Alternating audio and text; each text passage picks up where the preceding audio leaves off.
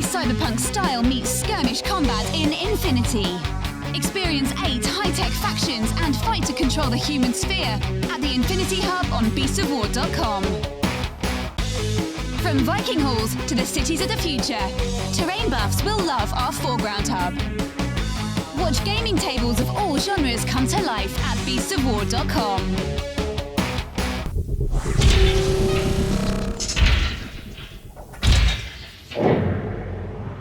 Hey guys, and welcome to another Warmachine's Tips and Tactics.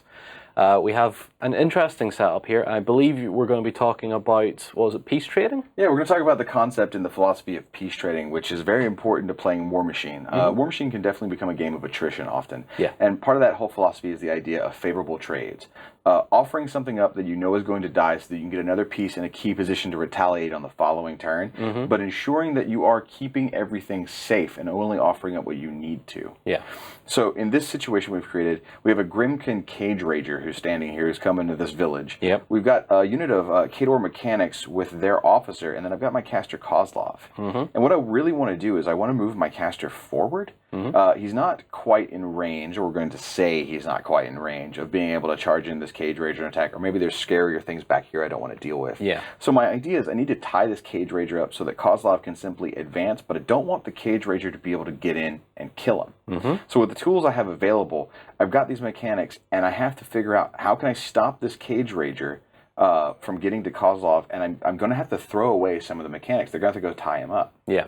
Part of this is understanding the basic concept of Warmachine and knowing what your opponent's models can do. Yeah. So let's look at this situation right here. If I determine I'm going to try and tie the Cage Rager up, and I'm going to have my mechanics charge in, and we have this one charge over to here. We have this one charge in over to here. We have this one charge straight ahead, and then I say, well, I want to keep the rest of them later to repair my jacks. I move them off to the side, and I keep the mechanic officer here in command range. I make my attacks. I deal some damage to the Cage Rager. Not very much. Mechanics aren't very good at hitting things with their monkey wrench or doing much damage. And then I go, okay, he's totally tied up. Kozlov is feeling pretty safe. I'm going to have Kozlov walk up here, stand here. You know, next turn I'll be able to get a decent charge in on that Cage Rager, and I'm feeling safe. Well, I already made a critical mistake. Yeah, heavy war beasts can trample. And trample says that they can move over small base models. So if that happens on his following turn, he simply, his warlock, the heretic, could walk onto the field, make sure he was in his control range. He could trample up. He would simply pass over all these models, get on Kozlov, attack and possibly kill all his mechanics, and then suddenly I'm facing this thing down. It gets to buy some attacks on me, and it possibly kills my caster, and the game is over. Right? Well, let's go ahead and just set that back for a second and take a look at another opportunity we might have. So if my mechanics are all set up roughly like this, I'm looking at the main sort of way the game flows and knowing what the power attacks are, I understand that you can't trample over medium base. And this officer has multiple damage boxes and higher armor than the rest of the mechanics. So in this situation, what I'm actually going to do is I'm going to issue the press forward order so that the models can either run or charge individually.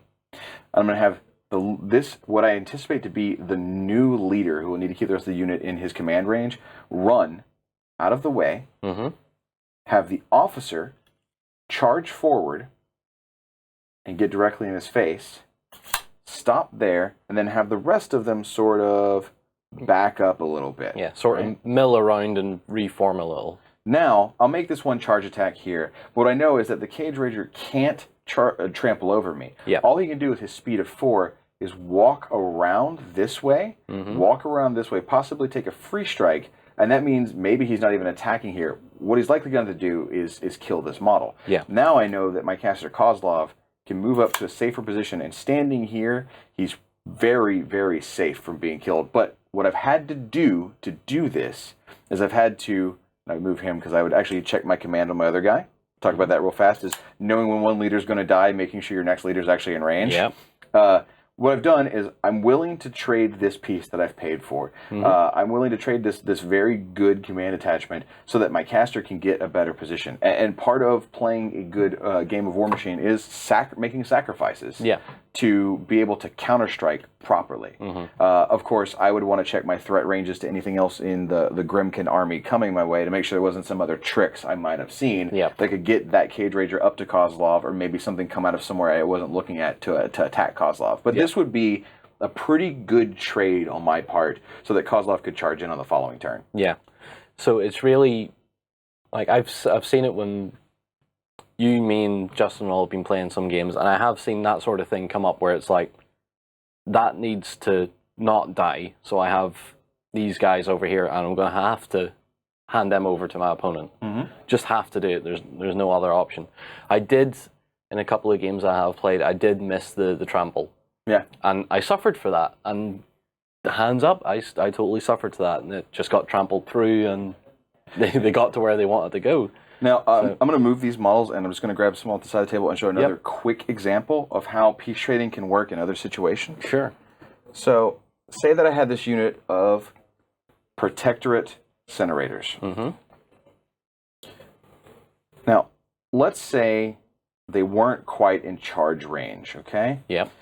But I need to tie him up, and I want that unit to charge him later. Often you'll see a lot of new players, they'll simply run everyone straight forward and sort of surround him. Yeah. Get everyone in range, get everyone as close as they possibly can so they feel they're as far up as they possibly can go. They've actually created a situation where they've given the Cage Rager, or whatever model it may be, more attacks against them. It's okay to use the command range of the officer to your advantage. In which case, let's say the command range of the officer is 8. Yeah. If I run this unit, I could run simply one piece, then keep him at the maximum command range, so he's still information, then use the pre-measurement to keep everyone as far back as they possibly can. Sometimes it's okay to use even a single unit and use one model as a sacrificial lamb to go up, take the brunt so that the rest of the unit can go in and get some work done.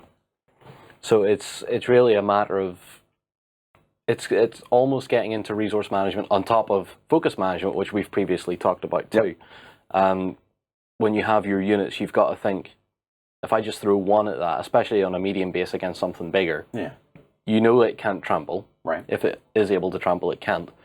And with your larger models like your Incinerators, and what other examples do we have? The Man-O-War shock troopers. The Man-O-Wars, anything in the big heavy armor, like they are not easy to kill. They're not. They will be for a big beast or a big jack, but you can play with that health a bit more, and you can manage that out a bit. Exactly, and if that beast that you're trying to get to, you can't quite charge it to start attacking it, and it can out-threat you. Sometimes it's worth to run, because typically your run distance is further than your charge distance.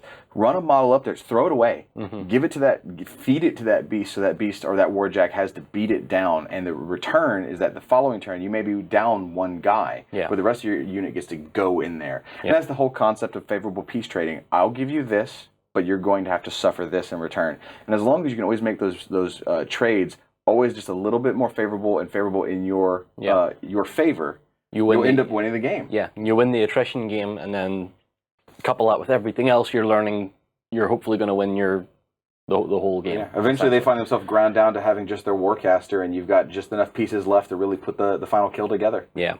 So there is another excellent little tip. I'm glad we have someone like you sitting here telling me what all this is. Yeah, no problem. Because, you work on the rules. It's what I do for a living, so hopefully I know what I'm talking about. Do I know what I'm talking about? Comment below.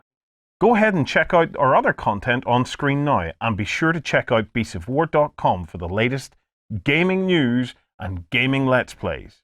And while you're at it, why not hit subscribe, and remember to ding our dong. Go on, you know you want to click it. Go on.